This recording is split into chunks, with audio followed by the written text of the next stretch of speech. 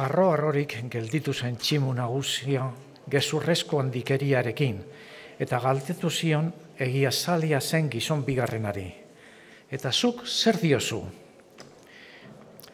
Zioen honek bere barrean.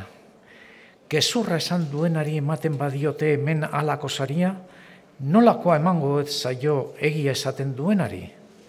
Erantzun zion ba. Zu eta hemen zaudeten guztiok zarete tximu batzuk, eta ez besterik. Haserratu zitzaion erregeren izena entzun nahi zuen tximu nagusiari, eta diotza. Zer? Zatoz ona nor garen agertzera? Ez eman niri erregetasuna eta horiei handikiena? Tximu ustzat eman, hil behar duzu, hitz egin ez duzulako nire gogora.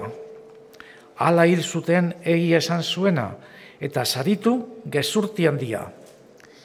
Ipuin honek salatzen ditu lurreko asko. Gezurti, hitz labainzaleak bihotz tolestua dutenek, igo ohi dute sarri leku goietara, agindupetik agintari izatera. Eta agiazaleak, guzurgotrotokoak, bihotz garbikoak, jo ohi dute goitik behera, eta asko alditan gezurra da saritua eta egia zapaldua.